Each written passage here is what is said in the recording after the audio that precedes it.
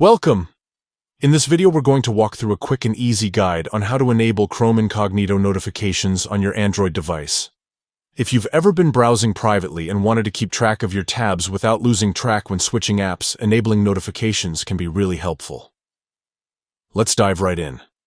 First, unlock your phone and head over to the Settings menu. This is where all of your device's core options are stored. Once you're in Settings, scroll until you find the section labeled Apps.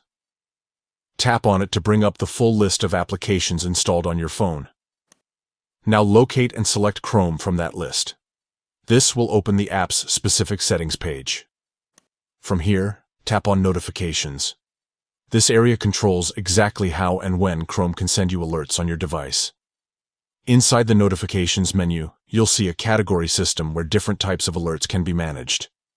Tap on Notification Categories to expand the available options. At this point, you'll notice a category labeled Incognito.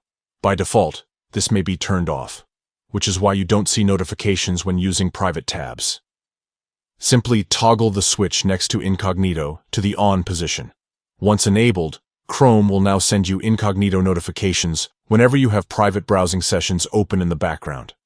That's it. Super simple. With Incognito notifications turned on, you can quickly jump back to your private tabs, know exactly when sessions are active, and keep better control over your browsing without leaving anything running unnoticed. This small tweak makes multitasking smoother and gives you more awareness while using Chrome in incognito mode.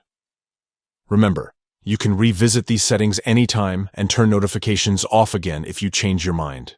If you found this guide helpful, make sure to set up your Chrome notifications right now so you can get the most out of your browsing experience. Thanks for watching.